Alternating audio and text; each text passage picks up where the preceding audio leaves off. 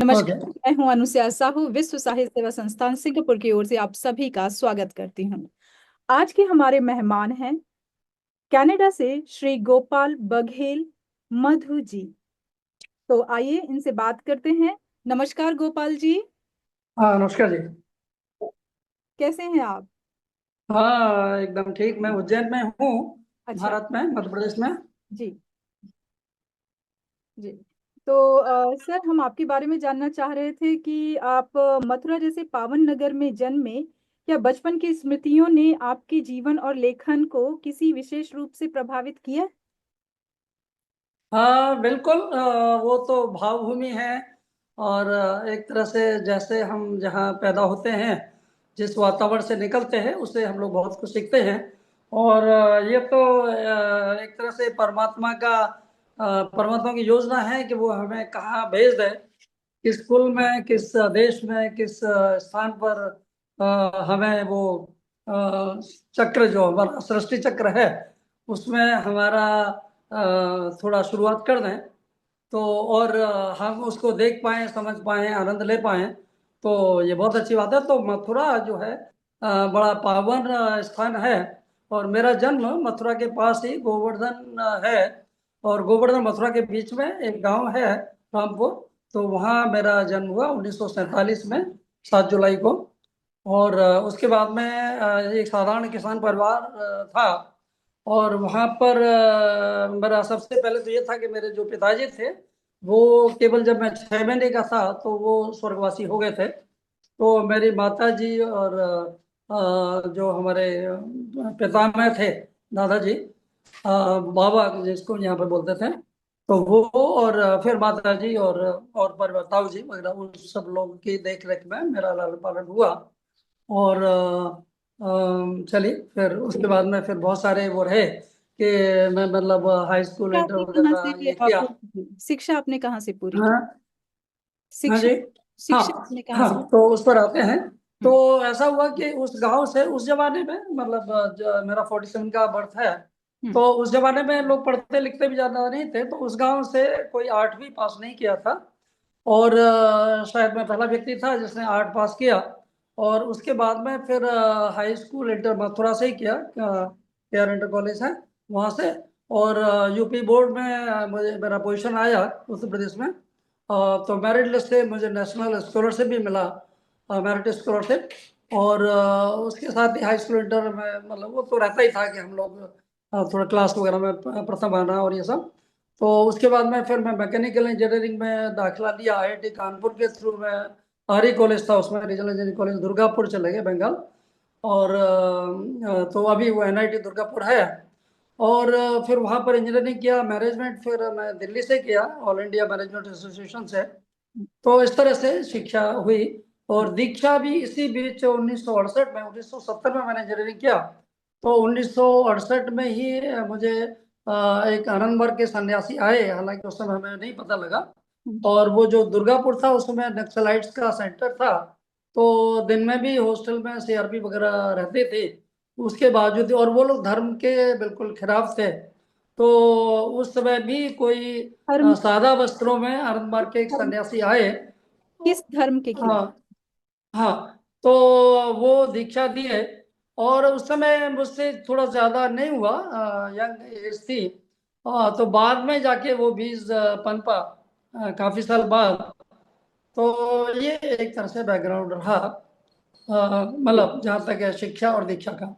तो 1968 में आपको आध्यात्मिक दीक्षा मिली आपके अनुसार।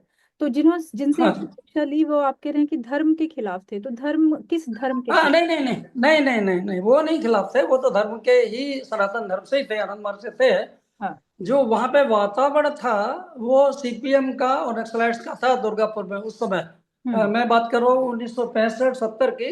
हम्म। तो वो लोग अगेंस्ट थे। आनंद मार्ग तो धर्म, सनातन धर्म का ही पालन करता है, वो तो धर्म ही सिखाते हैं, दीक्षा का मतलब ही धर्म है। हम्म। तो वहाँ जो मैंने बोला, जो वातावरण था बड़ा अलग था। और ऐसे वातावरण में भी वो आए और काफी लोगों को वो दीक्षा दिए। तो उसमें से एक मैं भी था। ये है। क्या हाँ बात। जी। तो उस अनुभव ने आपके व्यक्तित्व और जीवन दृष्टि में क्या परिवर्तन किए? तो उस समय तो ज्यादा नजर नहीं आया।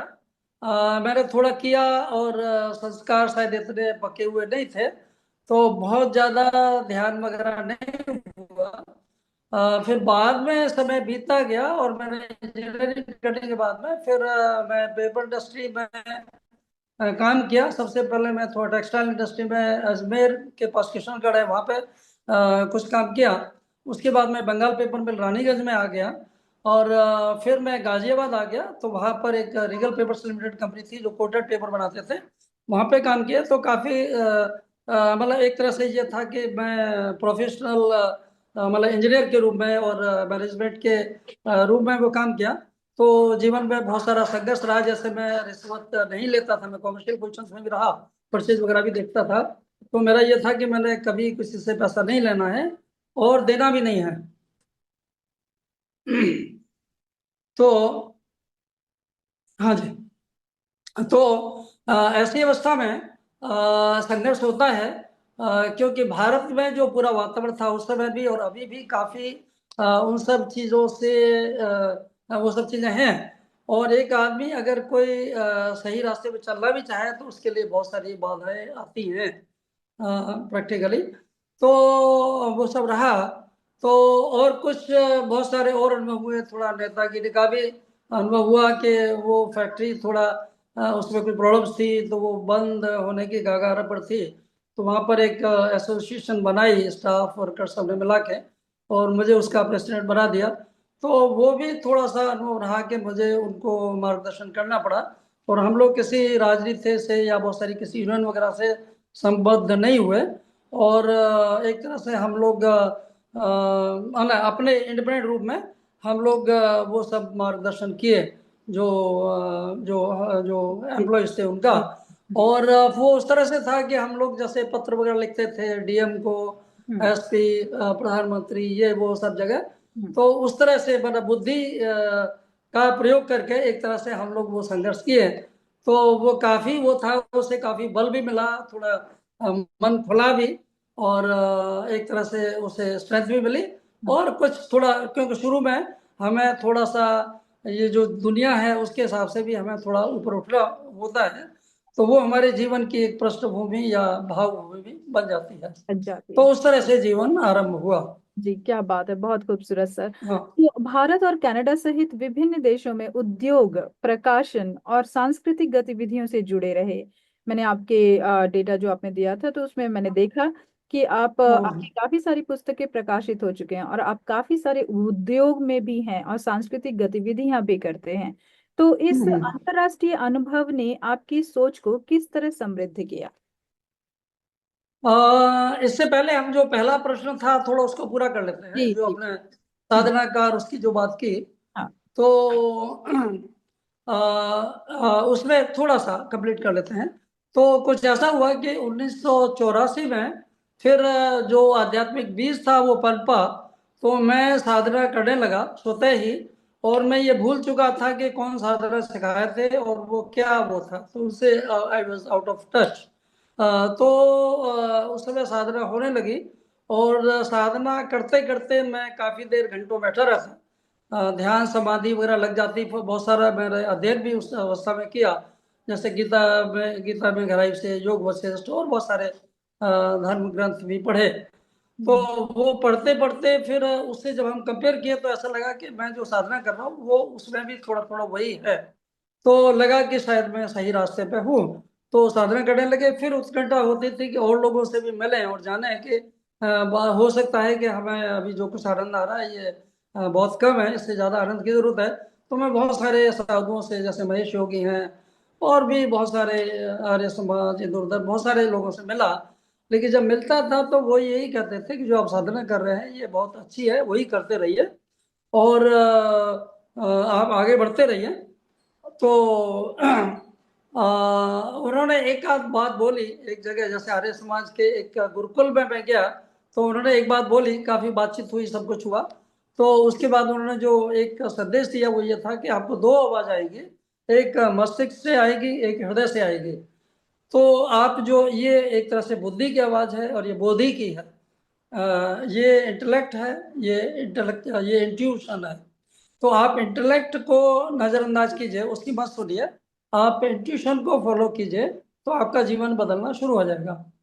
तो उस समय कुछ ऐसी अवस्था थी कि मैं व्यापार कर रहा था, मैं अपनी फैक्ट्री लगाया था गाजियाबाद में, और उसमें बहुत उतार चढ़ाव आए थे, क्योंकि मैं जो बैंक मैनेजर वगैरह थे, मैं उनको रिश्वत नहीं देता था, और वो बिना रिश्वत लिए काम नहीं करते थे। तो ऐसा बहुत उस समय और आज भी बहुत कुछ होता है। लेकिन मेरा ये था कि चाहे फैक्ट्री फेल हो जाए, मुझे ऊपर वाले से मिलना है, चाहे दुनिया में नीचे सब कुछ बर्बाद हो जाए। तो उस समय मैंने अपना पूरा खेत वगैरह भी बेचा, मेरे पास 15 एकड़ जमीन थी। तो धीरे धीरे वो भी बिक गई, और जो जेवर वगैरह होते हैं काफी था, तो वो भी आउती में चढ़ गया। और अल्टीमेटली एक तरह से ये बिजनेस भी जुआ जैसा होता है। तो जैसे पांडव और कौरव करते थे, तो ऐसे ही जब हम लोग पांडव होते हैं कई बार, तो ये सब होता है। तो उसमें काफी कुछ एक तरह से लग गया, और उसके बाद भी सफलता नहीं मिल रही थी, क्योंकि दुनिया विचित्र थी, और दुनिया के हिसाब से हमें चलने का भाव नहीं था। हमारा ये था कि हम सही चलेंगे, और चाहे कुछ हो ना हो। तो उस चक्कर में फिर काफी एक तरह से ये रहा कि जो फैक्ट्री थी वो डिस्टर्ब हुई। तो फिर मतलब पूरा काफ़ी फाइनेंशियली प्रॉब्लम्स आई। तो जब फाइनेंशियल प्रॉब्लम्स आई, तो और कुछ जैसे मैंने बताया कि वो जो मैं राजनीतिक रूप में भी जो थोड़ा जो नेतागिरी की, तो उसमें भी उतार चढ़ाव आते थे, चैलेंजेस आते थे। तो वो सब भी उसके कारण फिर और साधना तीव्र हुई। तो फिर बैठ के फिर हम जब साधना करते थे, तो उसमें सारी चीज़ों का सॉल्यूशन मिलता था, डायरेक्शन मिलती थी, and I use to follow that, हम उसके हिसाब से चलते थे। तो जीवन बदलता गया। और जैसे कि मैंने बोला कि जो उन्होंने बोला इंट्यूशन, तो जब मैंने उसको फॉलो किया, हालांकि उस समय मैं साधना के जिस मिशन से मैं साधना लिया आनंद मार्ग से, उनसे मैं एक तरह से कनेक्टेड नहीं था, और मुझे पता भी नहीं था कि ये आनंद मार्ग की साधना है, भूल गया था। तो जब ऐसा करने लगे तो पूरा परिवर्तन हुआ। जैसे कि मतलब फाइनेंशियली काफ़ी टाइट है, और जैसे दूध वाले को भी पैसे देने हैं वो भी नहीं दिए जा रहे, मकान मालिक को किराया देना वो भी नहीं दिया जा रहा, हालत खराब है। 4 बच्चे हैं, 3 बेटी हैं, एक बेटा है, और परिवार है, और खाट टूट गई है, तो वो खाट के खरीदने के लिए भी पैसे नहीं है। तो वो सब तो जमीन पे सो रहे हैं एंड ऑल दैट। तो वो सब हुए, अनुभव हुए, आनंद आया, मतलब बहुत सारे खेल हुए, आनंद आया, ये कह लीजिए, जो भी है जीवन की हकीकत को कहते समझा। हैं कि जब भगवान हाँ आपको ऊपर उठाने के मतलब उठाने के कगार में होता हाँ, है, तो उससे पहले पहले वो जमीन में आपको बहुत जरा परीक्षा रगड़ता भी लेता है। है। और उस हाँ परीक्षा में जब आप पास होते हैं, वो धैर्य की परीक्षा होती है। वो कहीं बिल्कुल। ना कहीं आपके अंदर क्या क्या गुण छिपे हुए हैं, आपके रिजिलियंस की परीक्षा होती है वो। हाँ, वो तराशते तो हैं जी, उस तरह से। हाँ तो वो उस लेवल तक का तनाव आपको झेलने के लिए हाँ देते हैं कि आपके अंदर हाँ, तो उसमें और उसमें पैदा क्या हो। हुआ कि फिर साधना और गहरी हुई। जी। साधना में फिर उसमें अनुभूति होती थी, उसमें डायरेक्शन मिलती थी, जो डायरेक्शन थी वो फॉलो करते थे, उससे जीवन हर दिन प्रतिदिन बदलता गया। तो ऐसे करते करते मतलब कुछ एक आपको मैं एग्जाम्पल देता हूँ, थोड़ा सा उदाहरण।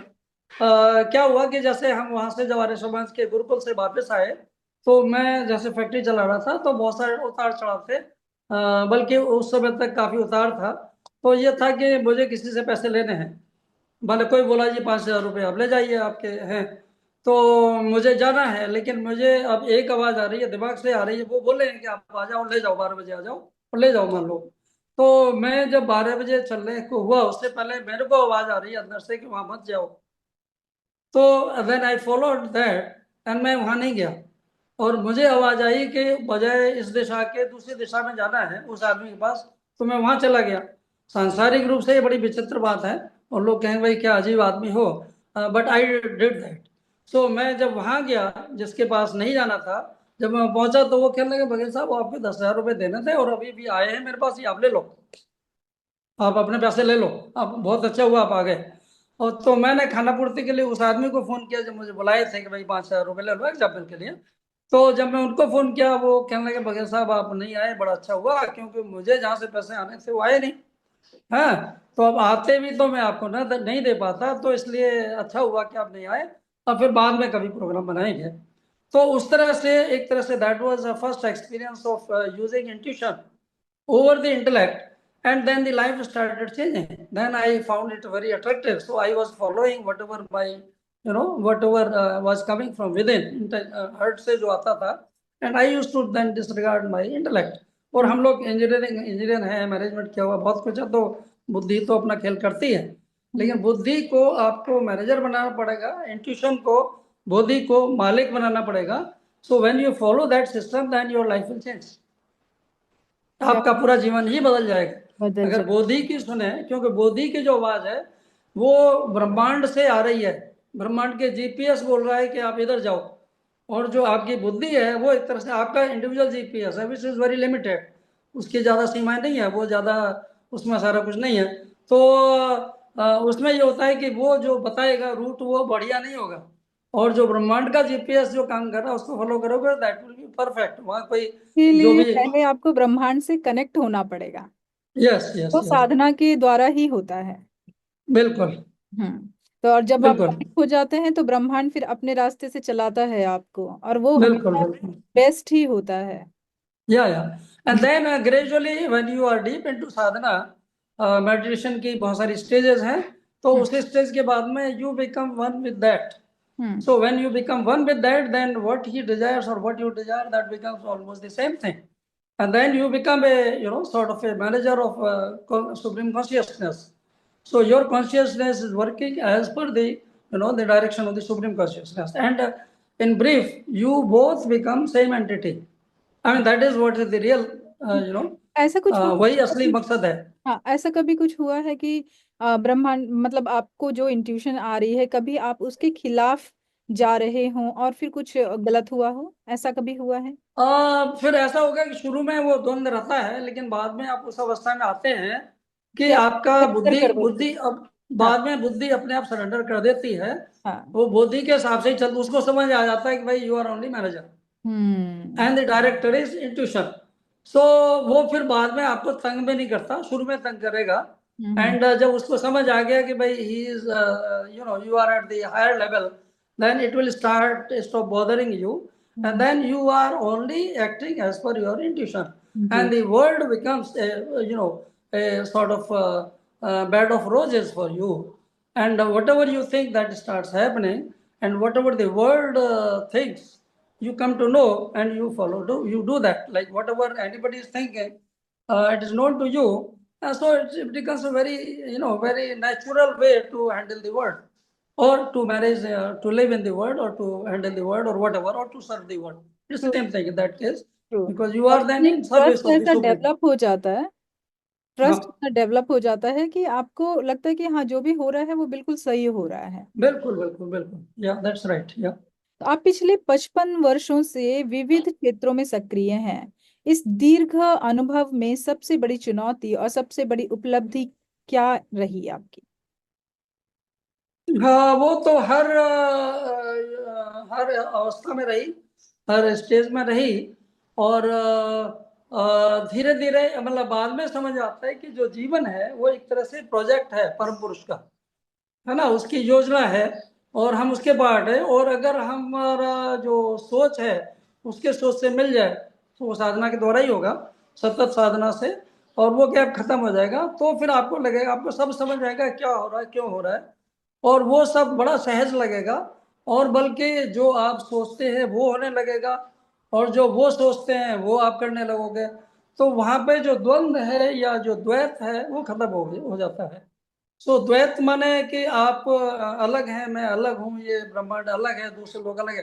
तो सारी सृष्टि एक तरह से आपकी गोद में आ जाती है, और आप आप सृष्टि की गोद में एक है गोद में आ जाते हैं। है ना।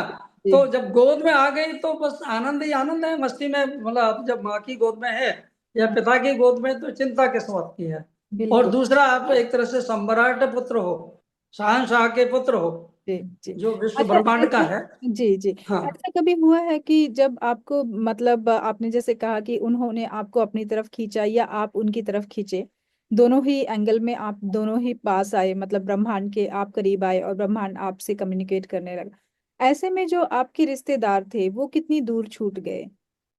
वो नेचुरल है कि जो सांसारिक लोग हैं हम्म। और जिनका सोच संकीर्ण है, हम्म। तो वो आपको पसंद नहीं करेंगे। हम्म। और आपको ऐसे अनंत लोग मिलेंगे जो रिश्तेदारों से भी ज्यादा गहरे हो जाएंगे। हम्म। तो आपके लिए सारा ब्रह्मांड ही रिश्तेदार हो गया। और हम्म। जो सांसारिक रिश्तेदार है उनमें से जो उसकी उसकी भावधारा में है, वो तो आपको पसंद करेंगे और आपको भी आनंद आएगा।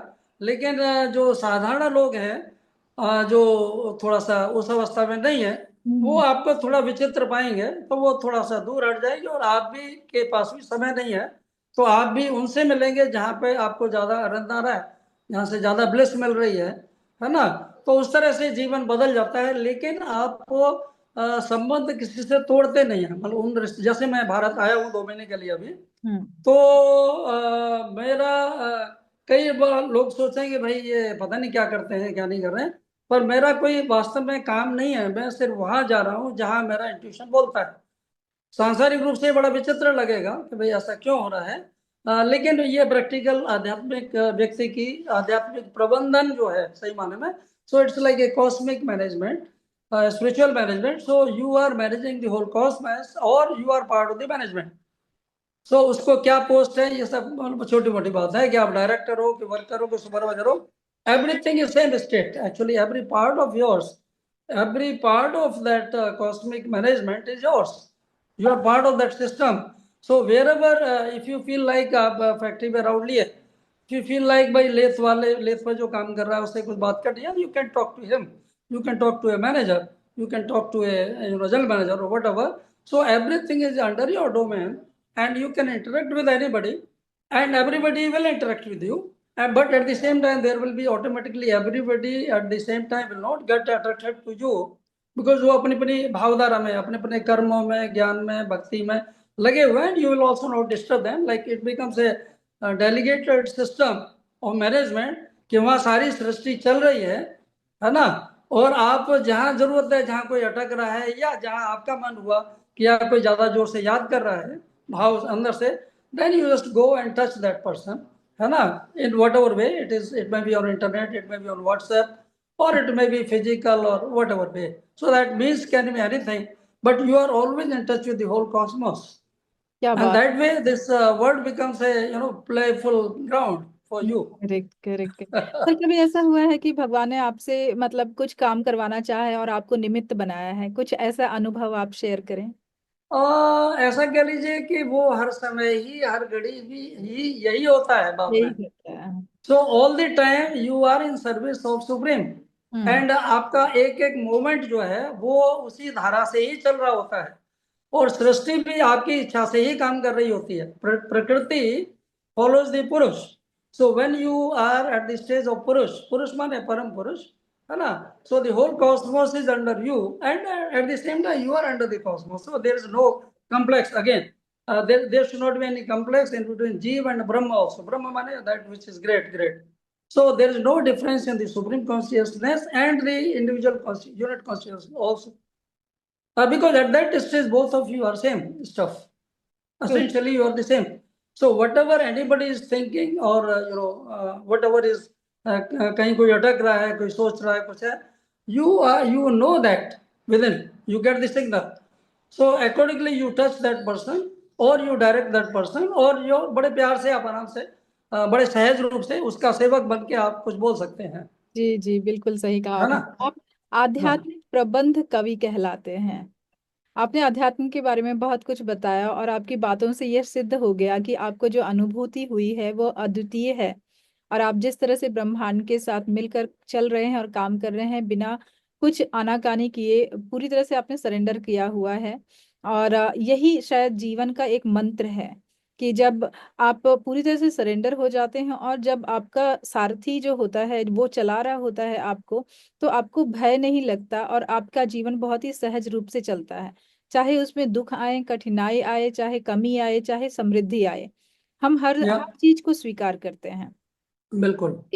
तो ऐसे में मैं जानना चाहूंगी कि किस तरह से आप कनाडा पहुंचे और फिर कनाडा में जाने के बाद जो आपके सांसारिक जीवन, आपके पत्नी, आपके बच्चे, वो सब कैसे आपके इस जीवन को स्वीकार कर पाए। उससे उससे पहले थोड़ा, इस पहले वाले प्रश्न का उत्तर पूरा नहीं हुआ, उसको थोड़ा जी, सा बताएं कंप्लीट कर देते हैं। बताएं। सो बेसिकली क्या हो रहा है कि ये जो सारा ब्रह्मांड का जो सिस्टम है, हम्म। उसके साथ आप एक हो गए, है ना। एंड देन वहां पर न कोई द्वैत रहा, मतलब डुअलिटी नहीं है, कोई फर्क नहीं है एक व्यक्ति दूसरी। तो जैसे ही डुअलिटी खत्म हुई, तो आपका भय खत्म हो गया। भय इसलिए है कि कोई ज्यादा पावरफुल है, कोई कम है, या वो अलग है, इसलिए भय है। और जहाँ सारी सृष्टि आपके अंडर ही है, मालिक ही हो, तो नौकरों से क्या भय होगा? सारे जीव आपके हैं, है ना? वो नौकर भी है, मालिक भी है। मतलब देखिए, डायरेक्टर मैं इज समझ रही हूँ। हाँ जी जी। Director is the greatest servant. तो जो परमात्मा है वो सबके दासों का भी दास है ना? और एट द सेम टाइम जो नीचे वाले हैं उनको पता है कि ये बॉस भी है, ठीक है? So they will not be later able to even attack you और डिस्ट्रैक्ट यू और put any impedance in your way. So they will act as per, because you have two powers. Like Krishna में दो उनके स्वरूप थे। कृष्ण माने anybody who attracts, जो आकर्षण करता है वो कृष्ण है। तो जो आध्यात्मिक व्यक्ति है, तो उसमें ये होता है कि उसको दो रूप होते हैं, कि एक तो कुछ जैसे गोपियां हैं, गोपियां माने good souls, so they will start loving you, है ना? और एक कुछ कंस होंगे, they will start hating you और fighting with you. So both ways you are operating the universe, because कुछ लोग लड़के आपके पास आएंगे, कुछ लोग प्यार करते करते आएंगे। तो जो प्यार कर रहे हैं वो सोचेंगे कृष्ण बड़ा भोला है, बड़ा इसको कुछ आता ही नहीं है, बड़ा बुद्धू है ना? और कंस को ये ज्यादा पता होगा कि ये कृष्ण कितना, अगर वो कंस बदमाश है तो उसको ये भी समझ आता है कि कृष्ण मेरे से ज्यादा बदमाश है। तो he will surrender, because he will ultimately find that Krishna is more बदमाश, विकेट, मैं इसको जीत नहीं सकता। तो वो लड़ लड़ के फिर सरेंडर करेगा।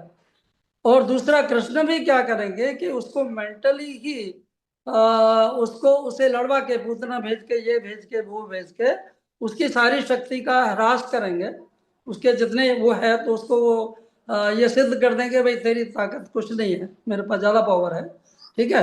सो ऐसा करते करते क्या होगा कि gradually he will also understand, and then the supreme consciousness will destroy you, or it is not really destruction, it is transformation, that he will transform the mind of Kans, the negative consciousness, into positive, ठीक है? उसे युद्ध से मतलब डरा के भी, भय से उसको भय लगेगा, ठीक है? क्योंकि वो गलत रास्ते पे है, तो तो साम वो दाम डरेगा। दंड भेद कुछ भी हो, लेकिन जाना आपको वही वहीं तक है, या पहुंचना वहीं। एंड फॉर सुप्रीम कॉन्शियसनेस कोई बंधन नहीं है कि उसे क्या नहीं करना, उसके लिए कोई मोरलिटी या एथिक्स नहीं है। उसकी एथिक्स जो उसका मूड आए, अंदर से आवाज आए, वही उसकी एथिक्स है। वहां पर जो नॉर्मल धर्म की धारणा है, मजहब की धारणा कह लीजिए, धर्म तो ग्रेट है ही है, मजहब की जो धारणा है वहां पे काम नहीं करती है। He can do some such things जो सांसारिक रूप से थोड़ा विचित्र हो सकता है, गलत भी हो सकता है। He can do that thing also, but still because he is a director, so whatever he does is that is always right, तो because कभी उस ऐसा लगा है कि particular किसी का situation में। आना आपकी जिंदगी में, कोई आपका मार्गदर्शक बन के आया, या किसी किसी भी तरह से आपके जीवन में वो आया, आपको मिलवाया, तो हाँ, और उसने आपको बहुत कुछ सिखाया, और कभी कभी उसने बहुत सारे ऐसे कार्य भी किए जिससे आपको वो बहुत हर्ट भी हुआ, तो फिर आप किस तरह से इन चीजों को डील करते हैं? देखिए, अल्टीमेटली हम we are all learning from somebody, है ना? और मतलब देखिए, अल्टीमेट गुरु तो ब्रह्म है, हम्म लेकिन ब्रह्म भी किसी न किसी रूप में आते हैं। हम्म सो आई ऑल्सो हैपन टू, मतलब मुझे जो साधना मिली थी बाद में, आई केम in touch with Anand Marg in a very interesting way in Ghaziabad. मैं रिकनेक्ट हुआ आनंद मार्ग से, and then I went deep into it, and then I met Anand Murti ji, Prabhat Ranjan Sarkar, Shri Shri Prabhat Ranjan Sarkar, and gradually I was deep into Anand Marg. So उसमें फिर मैं साधना में भी डीप हुआ। I learn further, because पहले जो मैं सीखा था that was the first lesson, but there are total 6 lessons, different stages, they take you into different dimensions, okay? Mental, spiritual environment. So that is a different subject, we can talk on that separately sometimes. But उसमें जाके फिर that you then once you are into that stage, फिर आप कर्म भी कर रहे हो, आपका कर्म भी बहुत गहन हो जाता है। तो आप जैसे उनके बहुत सारे, it was a global mission, it is global mission, so बहुत सारी activities, then I got involve with all that, like I was also, मैं स्कूल में हेल्प कर रहा हूँ, बिल्डिंग बनवा रहे हैं उनकी, और बहुत सारी चीजें कर रहे हैं, साधना सिखा रहे हैं। सो it was like I was merged with the आपको ऐसा मिशन। लगा कि मुझे यहाँ पे डोनेट करना चाहिए, मुझे इनकी हेल्प करनी चाहिए, हाँ, वो सब वो ये सब अंदर वो से सब होता आपकी है। ट्यूशन आती रही, हाँ और फिर आप उस राह पर चलते हाँ रहे। हाँ जी। हाँ, तो वो सब होता रहा और धीरे धीरे फिर I got an opportunity to meet my guru Anand Murti ji hmm. personally also. He was meeting only one person in lifetime, only once in lifetime for say half an hour to 1 hour maximum. He was so busy, and then he was not publicly appearing. He was only sort of working through his people who were initiated, who जिनको दीक्षा मिली उनके through ही वो पूरी world को manage किए. हम्म। And today आनंद मार्ग is a very global Virat mission है और उसमें पूरे सारे विश्व के लोग हैं, बहुत सारे अनंत लोग, 10,000 से ज्यादा संन्यासी हैं, मॉन्क्स हैं, मतलब लेडीज हैं, जेंट्स हैं, सब कुछ है. And there are so many projects, मतलब जैसे गवर्नमेंट ऑफ इंडिया के जितने प्रोजेक्ट है उससे ज्यादा उनके प्रोजेक्ट्स हैं. ठीक है. So they are working on the ground. बिल्कुल नई नई अलग अलग तरह की धारणा है जो नॉर्मल आदमी को भी पता भी नहीं है. शायद 100-200 साल बाद आदमी समझेंगे कि आनंद मूर्ति क्या कर गए, what was his mission. So we are implementing that. We are executing that mission, sort of. Not me. There are lakhs of people like me on the planet. So we are all working together, and then gradually, when you are deep into that, then the whole cosmos becomes Anand Marg, means the path of bliss. So whosoever is walking that path, he is it can be from any mission, anything, everything is same. Then we don't have any sort of duality. So everybody is ours, and we are everybody's. So उस stage में then we start working, and then the work becomes a bliss. It's a pleasure. Everything is pleasure. And then the expressions come, like you may start writing poems and all that, whatever. So many things will start happening. And जो आपने कभी नहीं सोचा, जैसे being an engineer or management person and professional, I worked in paper industry for 28 years, right from engineering to general manager, all positions. Then I had my own factory also, as I said to you. So I had all kinds of experience of 28 years. And that is in India, and I am in Canada for 28 years. Which kind of poems you started writing, sir? So it is basically a intermixing of अच्छा. spirituality and management. It Okay. was a connection of spirituality to management.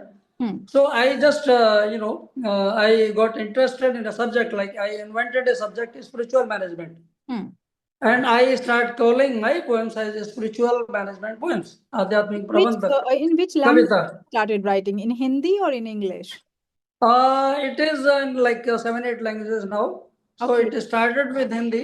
Yeah, it is started with Hindi, but it is in Braj, Urdu, English, Bangla. I am very good in Bangla also. Oh, And wow. I am also like, I am okay with Punjabi and Gujarati also. Hmm. So like sometimes I don't know in which language it's coming. When it is words are coming, when I start writing, then I come to know it is Bangla or Hindi or something. So it is very interesting, the language is coming. So we are not writing poems by the mind. We are only writing whatever is coming from inside. So sometimes people say, how you have composed over 12,000 poems. Now I have stopped counting. So then I say, I'm not really the poet. I'm only a steno. Somebody is dictating, it's coming, and I'm writing. I'm not applying my brain. And even if I try to change some lines, it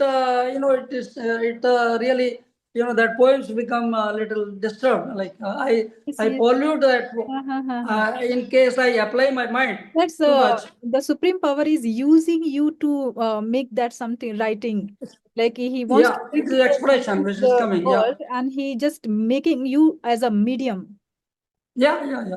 We are all medium, basically. Yes. हम सब Sometimes we don't understand, but every entity, every particle of this universe is his medium. And in fact, in every particle, even in the Panchbhut, like, Prithvi, Jal, Agni, Akash, Vayu. So in every entity of that Saguna Brahma or Nirguna Brahma or the cosmic mind has three components: Mahat, Aham, Chitta. So all those three components, Brahmi मन भी है हर पदार्थ में, हर पंच तत्व में भी, sir मैं अपना और वो भी है सगुण और निर्गुण ब्रह्म भी है. थोड़ा सा आपको मैं बताना चाहूंगी कि जब मैंने कविताएं 2020 में लिखनी शुरू की थी, तो सबसे हाँ पहली जी. कविता मेरी थी कि अब ना हो विचलित ऐ मन, पढ़े हैं तूने पाठ कई, हुए तुझे बिल्कुल. एहसास कई, न खुद को भूल न खुदा को भूल, रह गया तेरा घर बार कहीं। और ये बिल्कुल. कविता इतनी लंबी कविता, मतलब इसके आगे के भी बहुत सारे पार्ट्स थे, वो मैंने लिखे और लिखने के बाद मुझे ऐसा लगा कि ये मैंने क्या लिख दिया है। तो हाँ. बड़ा अच्छा एक्सपीरियंस था, और उसी समय मेरी लाइफ में कुछ ऐसा चल रहा था कि मुझे लगा था ये क्यों हो रहा है, ये तो मैं नहीं चाह रही हूँ कि हाँ. ऐसा हो। फिर भी वो हो रहा है। या मेरे ससुराल या तरफ, या मायके तरफ हो, जहाँ मैं काम कर रही हूँ वहां पर हो, जैसे लग रहा था जैसे कोई पूरी बिल्डिंग ढह रही हो, और मैं बिल्कुल संभालने की बिल्कुल कोशिश कर रही हूँ लेकिन संभल ही नहीं रहा है कुछ भी। बिल्कुल। सारा एग्जिस्टेंस जो है ना, वो हाँ, तहस नहस होके दोबारा बनता है। बिल्कुल बिल्कुल वो चीज हाँ। मैंने भी जी, इसलिए मैं आपकी बातों से बहुत ज्यादा अच्छी तरह से कनेक्ट कर पा रही हूँ। और शायद आज या ना, मतलब हमारा बात करना भी कहीं ना कहीं। हर कोई मेरी बातों को समझ भी नहीं पाएगा और जी ना आनंद ले पाएगा, है जी। ना, क्योंकि जब तक आप उस भावधारा में नहीं होगे तो आप का जो आत्मा है हम्म। वो उस अवस्था में है कि हाँ आप समझ भी रहे हो। और because when we are at the same wavelength then only we can interact. और ये साक्षात्कार भी हर इस तरह का क्वालिटी का, जी not everybody will do it. जी जी। Nobody can, no, not everybody is in that phase, you know. तब से मैंने ये समझ लिया कि जो भी मैं कर रही हूँ मैं नहीं कर रही हूँ, वो कुछ या मुझे या बताना या चाह रहा है मीडियम। वो कह रहा है या कि जो तुम्हारा एम है, जो ऑब्जेक्ट है, उस पर लग जाओ। अब इन सारी चीजों को छोड़ो, जिन चीजों को तुम या बिल्कुल दे रही हो वो अब महत्वपूर्ण नहीं है। अब तुमने बहुत सीख बिल्कुल लो बिल्कुल। और और जहां वो ले जा रहा है हाँ वो अलग अलग, टोटली अलग डायमेंशन होगा, अलग हाँ आयाम होगा। हाँ और हाँ। उस आयाम में आपको वो मिलेगा जो आपने कभी सोचा भी नहीं। बिल्कुल, और मिलेगा वो हाँ मिलना शुरू भी हो गया है, लेकिन उस समय हाँ मैं बता रही हूँ कि मैं मेंटली और हार्टली इतनी बुरी तरह से टूटी थी कि मुझे मतलब समझ नहीं आ रहा था कि ये क्या हो रहा है मेरे साथ। बिल्कुल बिल्कुल। अच्छा, जो रचनाएं भी आपकी बनेंगी, कई बार हाँ आपको आश्चर्य होगा, ये इधर लाइट गया हुआ है तो इसलिए हाँ, anyway, कोई बात नहीं। आपकी बात हाँ। है वो बहुत लाइटफुल है, तो इट इज ओके। या मैं ये हाँ जानूंगी सर कि मैंने देखा है कि जो मैंने पोएम्स लिखी हैं अकॉर्डिंग उसी वे हाँ लाइफ जा रही है। मतलब हर एक कविता का मैं मतलब, उसी, हाँ, एक एक मिनट दोबारा बोलिए। हाँ जो मैंने कविताएं लिखी हैं, और हाँ जी। एक कविताएं जो हैं वो जो मुझे कह रही थी उस समय, जैसे मैंने कहा कि हाँ। मुझे मत रोको। ये इस टाइप हम्म। एक कविता लिखी कि मुझे मत रोको, और मुझे जो भी मैं करना चाहती हूँ वो मुझे करने दो। और वो रियल में ऐसा हो रहा है कि जो मैं करना चाहती हूँ वो हो रहा है, मैं कर रही हूँ। और बिल्कुल बिल्कुल। कोई तुम्हें रोक ना पाएगा, इस नाम से मैंने एक कविता लिखी। एंड इट इज लाइक हम्म। कि 2 सालों में जो मैंने अपनी ग्रोथ देखी है, वो एक मतलब हम उस चीज फेनोमेनल, या जी अद्भुत। अद्भुत या है। तो ये सारी चीजें अभी हो रही हैं, जिस तरह से गाइडेंस भी मिलती है कभी कभी, तो मोबाइल के यूट्यूब और ये सारे चैनल्स जो ऑटोमेटिकली मेरे इसमें आने लगे, जो मैं सुनने लगी अध्यात्म से रिलेटेड, वो सारी चीजें बिल्कुल संदेश देने लगी कि अब तुम्हारे आगे ऐसा आएगा, अब ऐसा आएगा तुम्हारे जीवन में। तो मुझे बिल्कुल बिल्कुल, वो पूरा डायरेक्शन मिलती जाएगी। हाँ मुझे लग रहा था कि सोशल मीडिया फॉलो नहीं करना चाहिए, लेकिन मुझे ऐसा लगता है कि नहीं, हर कोई आकर के एक संदेश दे जाता है मुझे। जिस हाँ बिल्कुल बिल्कुल बिल्कुल। हाँ, ये बड़ा और चमत्कार। वो बाद में आपको लगेगा जो कोई जो कुछ बोल रहा है हाँ वो आपके लिए ही बोल रहा है, हाँ। आपके आपके भले की। शुरू मैं में एक बड़ा मैं, लगता है। मैं एक मूवी भी देखती हूँ तो मुझे ऐसा लगता है कि इस मूवी ने मुझे कुछ संदेश दे दिया है, कि मतलब ये कह दिया है कि ऐसे मत करो। इस तरह की चीजें मेरे साथ हो रही, मैं कनेक्ट कर रही बिल्कुल हूँ। मुझे नहीं पता कि मैं बिल्कुल सही जा रही हूँ या गलत जा रही हूँ। मैं आपसे जानना चाहती हूँ सर कि अगर ऐसा होता है। बिल्कुल। जी। हेलो। वो सही अवस्था हाँ है ना, वो हाँ। एकदम सही अवस्था है। और खाली उसमें बढ़ते जाइए और क्लैरिटी आती जाएगी। जी। और जो बंधन है या जो दुविधाएं हैं हाँ। वो सारी दूर होती जाएंगी, जी है ना। जी। तो ये भी एक तरह से प्रैक्टिस है। जब when you go deep into the spiritual dimension, तो हाँ। उसमें और डेप्थ आती जाएगी और क्लैरिटी आती जाएगी। जी जी और सारा कुछ आपके, देखिए, because it's like a management training. आपकी साधना है is also cosmic management training जी और प्रैक्टिस। सो जी। What is happening is hmm. कि उस प्रैक्टिस में आप मतलब इट्स ये प्रोसेस है। So sometimes it takes time. It depends on your old prarabdh and sanskar. तो उसके हिसाब से सफाई होती जाती है। And hmm ultimately you are going to get the position of cosmic director. That hmm is your ultimate position. तो हम्म। जितना आप इवॉल्व होते जाओगे तो आपको उतना ही वो ऊपर उठाता हुआ चलेगा, जी है ना। जी। एंड जितना आप कंपिटेंट होंगे, जितना आप रिफाइंड हो जाएंगे, उस हिसाब से आपको पोस्ट बढ़ती जाएगी। दी जाएगी। जी He has infinite posts, he has infinite planets, galaxies to manage. And he has a great shortage of the cosmic managers. जी, कॉस्मिक डायरेक्टर्स। सर मुझे ऐसा भी समझ में आता है कि मैं पहले भी यही कार्य करती थी जो मैं अब करने लगी हूँ। जैसे कि मेरा हाँ, साक्षात्कार लेना या कविताएं लिखना, ये मैं पहले भी, मतलब शायद मैं उस पिछली लाइफ में भी यही कर रही थी, और मेरा राइट मकसद भी राइट। यही है। मतलब मेरा जो मेन काम है इस धरती पर आने का पर्पस जो है, वो अब मैं जुड़ी हूँ इससे, और अब मुझे इसे लेकर जाना है, ऐसा महसूस होता है मुझे अंदर से। Perfect perfect. जी। हाँ नहीं, बिल्कुल ठीक है, बिल्कुल ठीक है। और अब तो लगता नहीं नहीं, ऐसा है ना ये कि हम जो सोच पा रहे हैं अपने बारे में, है। वो बहुत थोड़ा है। हाँ। एक्चुअली वो जो सोचा है हमारे लिए वो बहुत कुछ है। करेक्ट। जैसे आप माँ के रूप में बच्चा जितना सोचता है उससे बहुत ज्यादा सोचते हो। हाँ तो हाँ। ऐसे ही जो परम पुरुष है, जो परम माँ है, हम्म। वो उसका भाव बहुत गहरा है। जितना आप सोच रहे हो उससे बहुत ज्यादा आपको ऊपर ले जाना चाहता जी जी है ना। जी। So it's a very interesting and मतलब वो इतना अनंत डायमेंशन है कि हम्म। उसमें जितना आप फैथम करोगे, जितना तैरोगे, जितना डूबोगे, उतना और ज्यादा गहराई में आप बैठते जाओगे, है ना। तो ऐसा कुछ खेल है। तो हम लोग थोड़ा कनाडा का पूरा नहीं किया, उसको ब्रीफ कर हाँ देते हैं। हाँ जी हाँ सो जी। सो आई वेंट टू लाइक, बस हमने ऐसे ही अप्लाई कर दिया और हम्म। हो गया, तो चले गए। और चले भी गए तो इस तरह से गए कि खाली घूम के आते हैं, मैं कभी बाहर नहीं गया था। तो गए, लेकिन वहां पे फिर धीरे धीरे फिर पहले कुछ दिन के लिए गए, फिर बाद में ज्यादा गए। एंड अल्टीमेटली बाद में समझ आया कि I will have to stay there for more than 6 months in 1 year. तो धीरे धीरे फिर ये हुआ कि अब वहीं का। और बहुत सारी अनुभूतियां हुई। कुछ ऐसा हुआ कि हाँ, मैं जनरल मैनेजर था, हाईएस्ट पोजीशन पे था। Sometimes I was not getting even time to take a round of the paper mill, because मैं कॉमर्शियल ज्यादा देखता था। जनरल मैनेजर था या कॉर्पोरेट मैट्रिक्स कंट्रोलर हूँ या ऐसी पोस्टों पे हूँ। हाँ हाँ। सो कुछ ऐसा हुआ कि वहां जाके पता लगा कि हमारी जो डिग्री है, जो इंजीनियरिंग है, मैनेजमेंट है, that is nothing, they don't recognise, because वो तो कॉमर्शियल खेल है, तो उन्होंने अपनी यूनिवर्सिटी चलानी है। So they don't want your degrees to be recognise, क्योंकि नहीं तो उनकी यूनिवर्सिटी बेचारी क्या करेंगे, हम्म। खेल नहीं होगा, है ना। तो हम्म। उस चक्कर में, लेकिन फिर कुछ ऐसा हुआ कि then at that time when I went, it was 1997, 20 years back. तो उस समय फिर ये हुआ कि मुझे वहां कुछ करना पड़ेगा, और वहां पर उस समय ये सिचुएशन थी कि देर इज नो, इसके अलावा कोई अल्टरनेटिव नहीं है कि आपको एज ए लेबर काम करना पड़ेगा, जो मैंने कभी किया नहीं था। वहां तो जनरल मैनेजर है इंडिया में, वहाँ वहाँ राजा है, हम्म। अब यहाँ प्रजा बनना पड़ेगा। हम्म। ठीक है। हम्म। कभी मैं किसान परिवार में पैदा हुआ, तो बचपन में जरूर हमने थोड़ा हाँ हाँ। गेहूं वगैरह वो सब कटाई होता था होती ना, थी। दाएं हाँ होती थी, कुछ हाँ हाँ। होता था। वो कटाई जरूर क्या होती था, है। कभी गठरी बांध के बच्चे लेके हाँ आते थे घर हाँ से, हाँ। है ना, गेहूं वो बांध के अपना ला रहे हैं वो अपना कोर्ट के लिए। काम होता था, अपने घर का काम है हाँ वो। हाँ। हाँ, तो वो थोड़ा सा हमने बचपन में थोड़ा बहुत किया था, लेकिन पूरा लाइफ तो वो नहीं हुआ ज्यादा। वो हम्म। तो हम प्रोफेशनल हो गए, पता नहीं क्या क्या हो गए, ऊपर वाला ने क्या क्या करा दिया।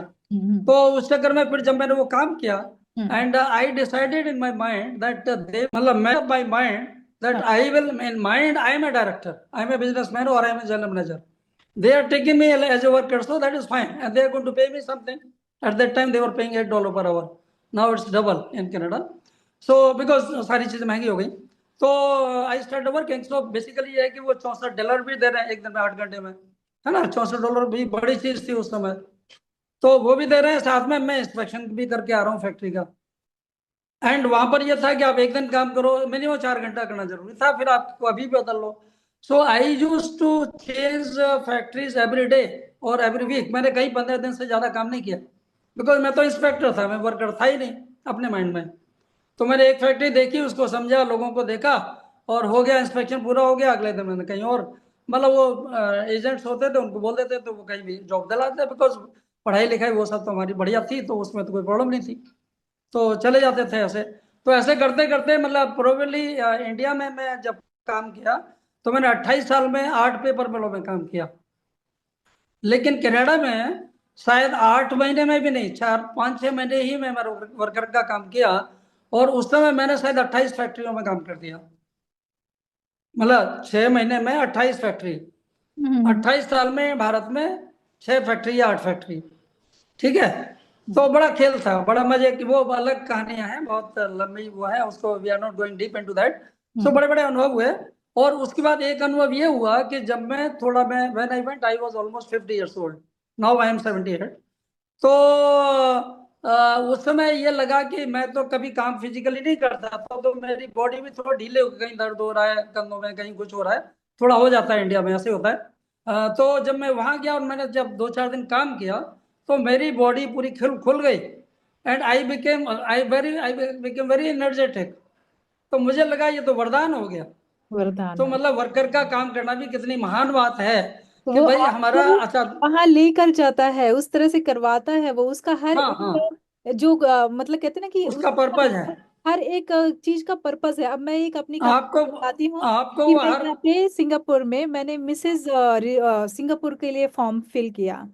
तो हाँ मैं कर रही थी और उसके बाद ऐसा हुआ कि मेरा थोड़ा आयरन लेवल डाउन हो रहा था या कुछ ऐसा था, बट आई वॉज वेरी हाँ, हैप्पी और वहां पे मैं बहुत अच्छा परफॉर्म कर रही थी। या Suddenly, मैं गिर गई।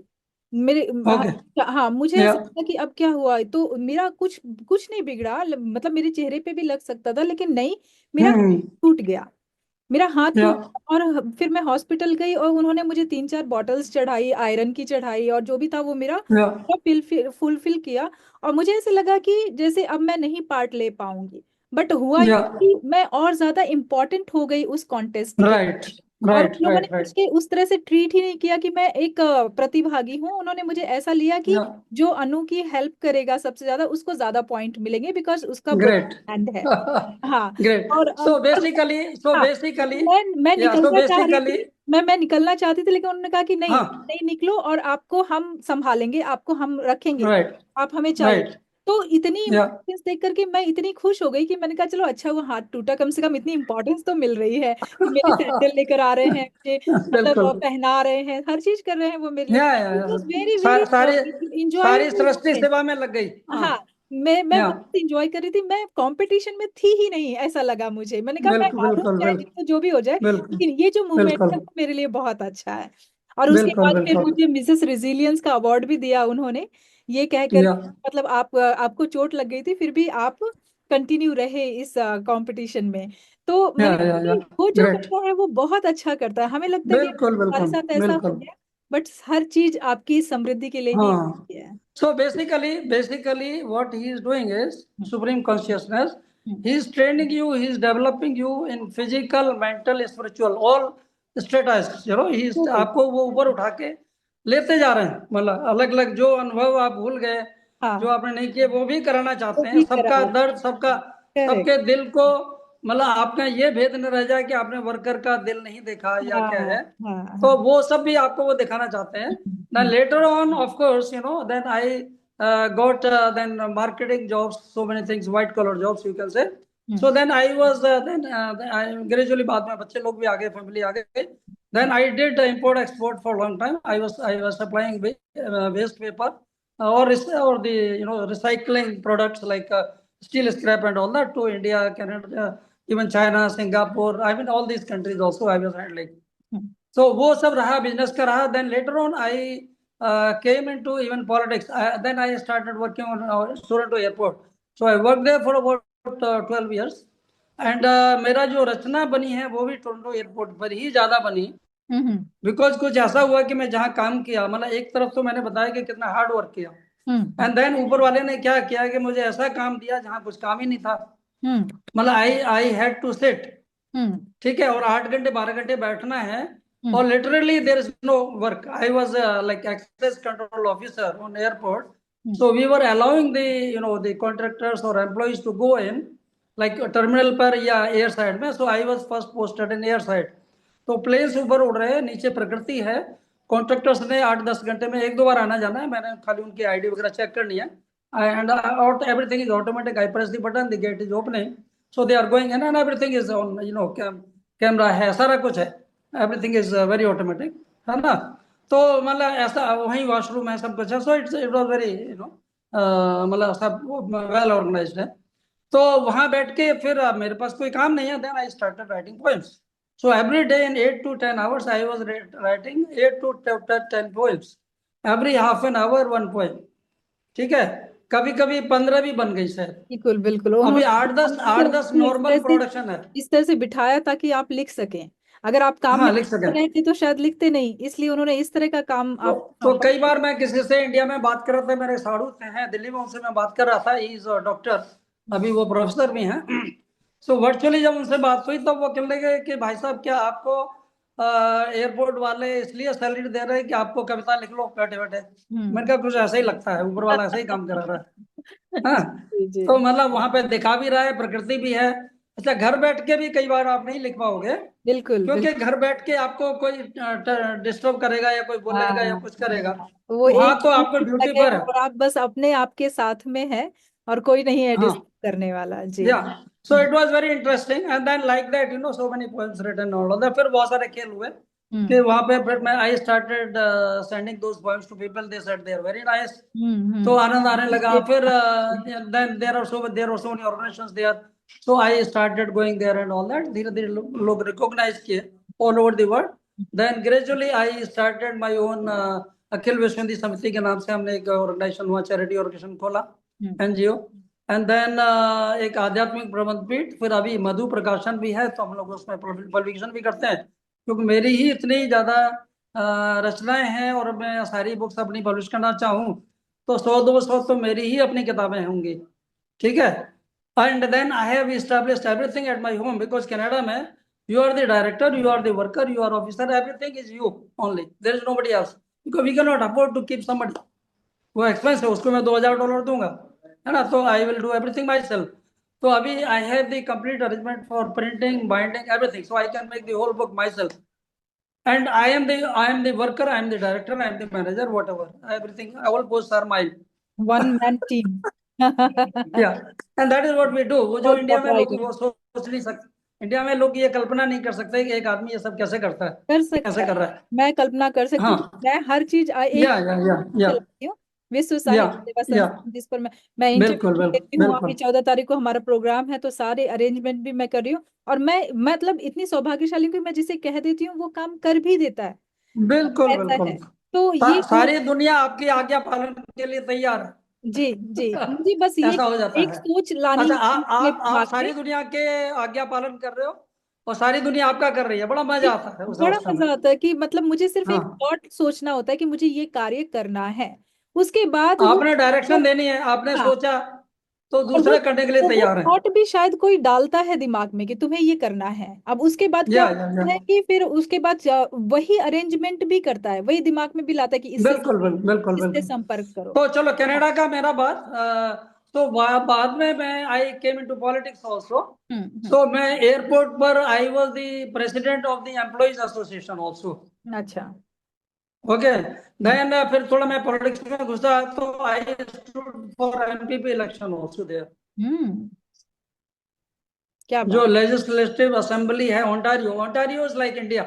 ओंटारियो जो स्टेट है वो इंडिया के बराबर है एरिया में। हम्म पॉपुलेशन तो बहुत कम है, hmm but otherwise Canada is 3 times of India, hmm right, and the population is only 100th of India. Hmm मतलब सॉरी 30, वहाँ 4 करोड़ है, यहाँ हम्म 140 करोड़ है। हम्म तो वो सब रहा, तो बड़े बड़े एक्सपीरियंस रहे। हम्म और ऐसे करके लास्ट में देन बुक्स भी पब्लिश हुई, बहुत सारा खेल चल रहा है। और अभी we are organising programmes on Zoom. I have permanent Zoom, so every week we are organising global programs, not only in poetry, I mean literature, but also in spirituality, yoga. बाद में I also went into Ayurved, तो आयुर्वेद का भी पिछले 6 महीने मैंने course किए बहुत सारे। So that was also very good, मतलब उससे सारा कुछ अपना अवेयरनेस होती है, so we can serve the world and we can serve our self also, you can maintain our health. एंड फिर मैंने कुछ ये जैसे कुछ अभी लेटेस्ट पिछले यहीं पर पिछले हफ्ते आई टुक अ ट्रेनिंग इन सूक्ष्म कृषि, माने सटल कह लीजिए जो एग्रीकल्चर है, लाइक जैसे माइक्रो ग्रीन्स कैसे उगाना है, एक कीड़ा जड़ी होती है, हम्म। वो कैसे उगानी है, केसर कैसे उगानी है, उसकी ट्रेनिंग ली, and that was also interesting. Hmm. तो ये सब रहा। और टुडे आई मीन उज्जैन, और यस्टरडे वी वर इन इंदौर। तो ये सब रहा। एंड देखिए, हर काफी स्टेप अच्छा थोड़ा लगा अजीब होता ये है, हम जी। लोगों का हर स्टेप थोड़ा अजीब सा हो जाता है। जैसे मैं एक स्पिरिचुअल एप्लीकेशन, एक स्पिरिचुअल एग्जांपल देता हूँ हाँ हाँ। कि जब मैं गाजियाबाद में था, नॉर्मली माई स्टेशन है गाजियाबाद और Delhi, hmm so then there was a program के चलो इंदौर और उज्जैन हो आते हैं। तो मैंने टिकट बुक करा दिया एयर का। एंड बाद में जब मैं यहाँ के साहित्यिक लोगों से बात किया कुछ है, तो वो बोले कि जी 10th को एक विक्रम, यहाँ पे सम्राट विक्रम विश्वविद्यालय है, वहाँ पे उन्होंने प्रोफेसर शैलेंद्र शर्मा जी हैं, उन्होंने एक प्रोग्राम रखा, वो कल हो गया, काफी अच्छा रहा। तो वो था। उसके बाद में आज कुछ प्रोग्राम था, 4 है इंदौर उज्जैन में। I am in right now, I am in Dewas. तो ये था कि 4 बजे वो प्रोग्राम अटेंड करना है। तो पहले जब मैंने फ्लाइट बुक कराई थी तो 8 बजे की थी, तो प्रैक्टिकली वो प्रोग्राम को थोड़ा अटेंड करना मुश्किल था, वो फ्लाइट इंदौर से थी। सो देन आई थॉट कि ये फ्लाइट थोड़ा डिले हो जाए तो अच्छा है, तो I will be able to एक आध घंटा हम और थोड़ा उसको प्रोग्राम को अटेंड कर लेंगे। Then I got a message, जैसे हमने सोचा उसके थोड़े कुछ घंटों में मैसेज आया कि your flight is delayed by 1.5 hour. My God. अच्छा, फिर हमने यहाँ के साहित्यकारों से बात की, और कुछ मुझे भी लगा यार सब साहित्यकार आएंगे, और मैं 1 घंटा उनसे नमस्कार कर, वो बोले कि प्रैक्टिकली प्रोग्राम 5 बजे शुरू होगा, हमने लिख तो 4 बजे दिया है, लेकिन वर्किंग डे है, लोग आएंगे 5 बजे तक। तो फिर मैंने सोचा यार ये तो गड़बड़ हो जाएगा, वो लोग आएंगे, मैं नमस्कार करके चल दूंगा, इट डजंट लुक नाइस। तो मैं थोड़ा और थोड़ा सा लेट चलते तो अच्छा रहता। एंड थोड़ा कुछ और बात रही, कुछ मुझे मथुरा भी जाना था, Mathura is my native place, तो वहां भी जाने का मूड था। तो मैं by plane, because 15th I am going back to Canada, तो ज्यादा टाइम नहीं था कि वहां भी नहीं जा पाएंगे। तो फिर कुछ ऐसा भाव आया कि भाई ये कुछ चेंज ही हो जाए तो अच्छा है।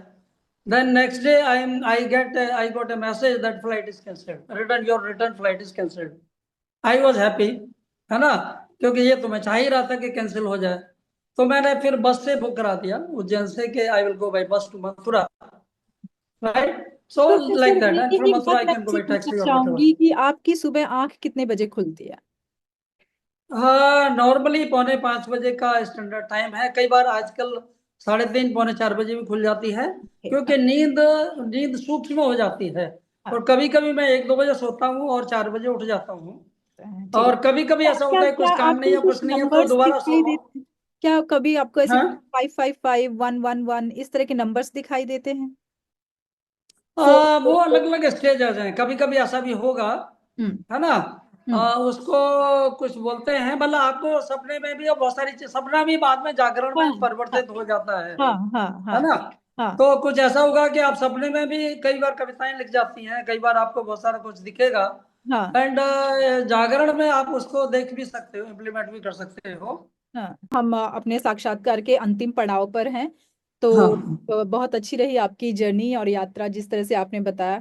और एक आध्यात्मिक यात्रा के साथ अपनी जीवन को जीना किस तरह से होता है, यह अनुभव अब मैं भी कर सकती हूँ आपकी जीवन के थ्रू। बिल्कुल। शायद कहीं ना कहीं सुप्रीम पावर का ही इंस्ट्रक्शन था कि इतनी जल्दी मैंने आपके साथ साक्षात्कार जो है वो अरेंज किया और आपसे बातें की।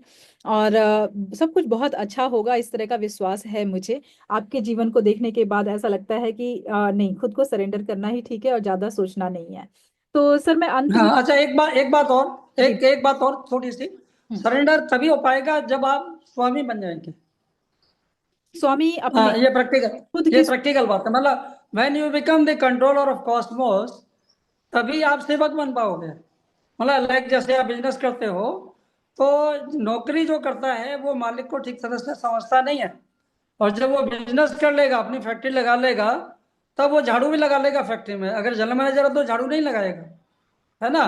तो जो सुप्रीम सत्ता के साथ जब आप एक हो गए, when you become the cosmic director, जब आपको आत्म साक्षात्कार हो गया, मतलब रियलाइजेशन हो गया, ब्रह्मी भाव में चले गए, तभी आप जीव भाव का पूरा आनंद ले पाएंगे।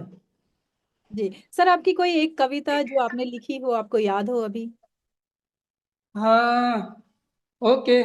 ऑफ एंड, मतलब जहां से भी मेरा मेरा पेज खुलेगा मैं सुना दूंगा। जी। तो ये है रचना, ये पुस्तक है उर हम्म। सुर। और इसके प्रकाशन भी मधु प्रकाशन है, मतलब हमारा ही प्रकाशन है। तो एक रचना है, ये 49 नंबर है, और इसकी जो बनी है ये 5 मई 2023 को बनी हम्म। है 5 मई 2023। सो इसका शीर्षक है आज मेरी जिंदगी में। तो मैं इसको सस्वर सुना देता हूँ, आपको आनंद लीजिए। और सब श्रोताओं को भी नमस्कार, और आपका स्वागत है। और हम लोग संपर्क कर सकते हैं, सारी दुनिया अपनी है, आप भी, मैं भी आपका हूँ, आप भी मेरे हैं। तो इस भाव से इसका थोड़ा रचना का आनंद लीजिए। आज आज मेरी जिंदगी में आ गई जिंदा दिली। आज मम गुरु चक्र में सहसा खिली कोई कली। आज मेरी जिंदगी में आ गई जिंदा दिली। हुआ विस्तृत चित सरोवर, हुआ विस्तृत चित सरोवर, लहरिया है अब तिरोहित, लहरिया है अब तिरोहित। खिल गए कमल कोमल, गुरु रहे हैं भाव तिष्ठित। चक्षु मम उनमें समाहित, चक्षु मम उनमें समाहित। विशुद्धि होता समाधित, अनाहत पुर गया उनके गात मिलता तात के तन। सूक्ष्म मेरी सजग सत्ता, सूक्ष्म मेरी सजग सत्ता, पा गई अभिनव महत्ता। भाव उनके क्षितिज विहारे, शून्य में सब कुछ निहारे। अनंतों में व्यस्तियां लख, अनंतों में व्यस्तियां लख, सृष्टियों में स्वयं को चख। मधुमणि गुरुपद मिली, मधुमणि गुरुपद मिली। झांक कर हर गुलगुली, झांक कर हर गुलगुली। इसको थोड़ा दोबारा बोल देता हूं मैं। सूक्ष्म मेरी सजग सत्ता, पा गई अभी नव महत्ता। भाव उनके क्षितिज विहारे, शून्य में सब कुछ निहारे। अनंतों में व्यष्टियां लख, सृष्टियों में स्वयं को चख। मधुमणि गुरुपद मिली, झांक कर हर गुलगुली, झांक कर हर गुलगुली। आज मेरी जिंदगी में आ गई जिंदा दिली। आज मम गुरु चक्र में सहसा खिली कोई कली। तो ये रचना अनायास ही निकाली है और ऐसा लग रहा है ये आपके संस्कारों, आपके प्रारब्धों के ही लिए है और शायद ही आपके लिए ही है। जी हालांकि ये 5 मई 2023 को लिख गई थी, जी पर ये शायद आज के लिए, आपके आज लिए ही है। जी जी बिल्कुल। और एक और थोड़ी छोटी सी दूसरी है, ये 29 मई की है और ये शायद यात्रा के दौरान बनी है बुखारेस्ट के महाकाश में, जब मैं शायद टोरंटो से यहाँ दिल्ली आ रहा था पहले 29 मई 2023 को। तो ये है हर गात में अज्ञात में कोई मुझे भाता रहा, लखता रहा, चखता रहा, महसूस कर मुस्का रहा। उसमें वही रमता रहा जो मन मेरे भी बस रहा। उसमें वही रमता रहा जो मन मेरे भी बस रहा। वरवश कभी कुछ कह गया, परवश कभी कुछ सुन गया। कब क्लांत हुर सुर दे गया, कब शांत होकर सुध गया। द्रुत मना शीतल कर गया, द्युति दे कभी दिखला गया। आया समझ जब तब कभी, कब हुक बिना समझा रहा। बूझा कभी सूझा कभी, मन दीप जब तब बुझ गया। ज्वाला कभी कोई दिया, ग्वाला बना कोई जिया।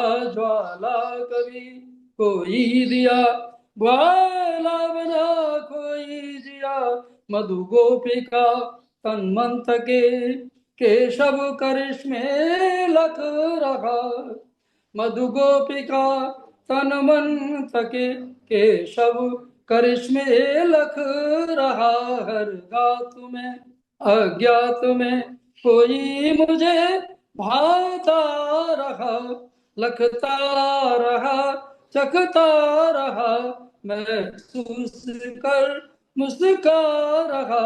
हर गात में अज्ञात में कोई मुझे भाता रहा। तो इसके साथ ही ये प्रस्तुति समाप्त हुई। बहुत तो बहुत आप खूबसूरत है सर, और बहुत ही अच्छी कविताएं आप लिखते हैं। और आप हमारे मंच तक आए और इतनी क्विक नोटिस पे आए, इसके लिए बहुत बहुत धन्यवाद और शुक्रिया। और हम आपके आभारी हैं कि आपने हमें बहुत सारी चीजें आध्यात्म से जुड़ी हुई बताई। और इस वक्त आप उज्जैन में हैं, महाकाल की नगरी में हैं, और महाकाल के संदेश ऐसे देवास देवास उज्जैन के पास। हाँ जी, हाँ। तो हम मतलब हमें भी वहाँ का जैसे लग रहा है कि एक डिवाइन शक्ति जो है वो मिल रही है। और आप जब कनाडा पहुंचे, आप हमेशा हमारे टच में रहिए। कभी आपकी नई पुस्तक आती है तो आप हमें संपर्क करें, हम फिर से आपसे बात करेंगे। अब तब तक के लिए नमस्कार। बहुत अच्छा, मुझे भी बहुत आनंद आया, और सब श्रोताओं को, जी सब आनंद लेने वालों को जी नमस्कार। आपको भी, और आपके समस्त टीम को, जी। और समस्त विश्व को, सृष्टि को प्रणाम। प्रणाम।